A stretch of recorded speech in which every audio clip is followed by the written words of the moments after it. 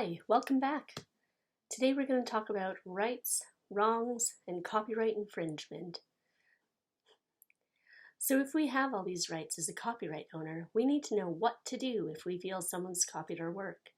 There are two categories of copyright infringement. So let's start with primary copyright infringement. This means someone has directly copied your work without permission. It could be copied in full, it could be copied in part.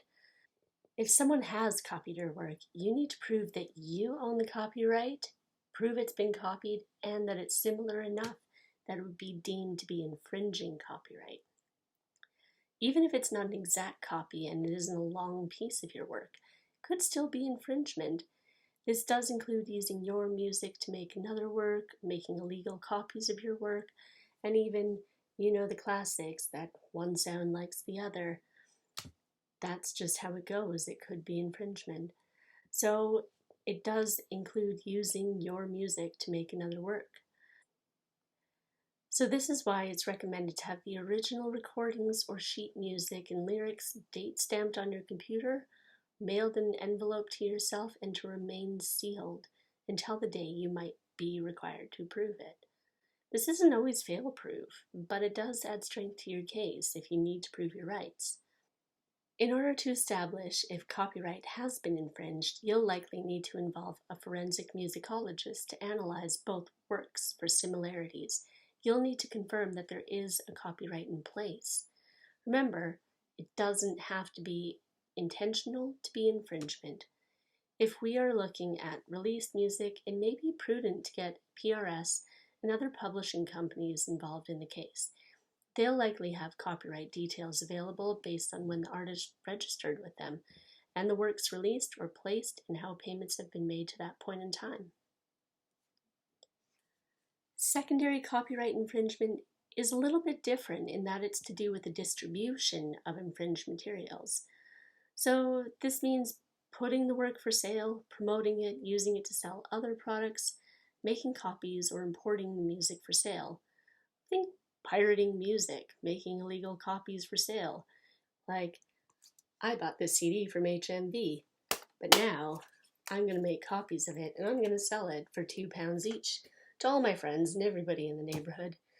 That is secondary infringement, but you need to know that secondary infringement doesn't happen until primary infringement has been established.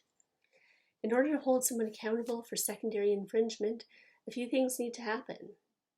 You need to have a copyright in place already with a case of primary infringement already going on.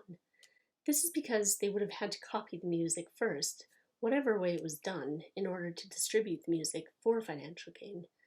The infringer would also have to know that there was a copyright in place, and their actions would give rise to an infringement case. So if you're going to sample someone else's song in your work, like we talked a little bit about before, you're going to need to obtain a license to use that sample, whether it's 1 second or 40 seconds.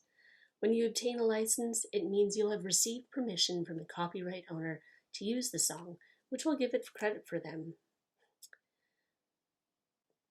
When you obtain a license, it means you have received permission from the copyright owner to use the song, which will give them credit for it. You'll need to get clearance for both the sound recording and the musical works itself. You may be able to pay a flat fee for licensed use of the song, or you may have to pay a percentage of the royalties. This will all come down to a negotiation that you manage.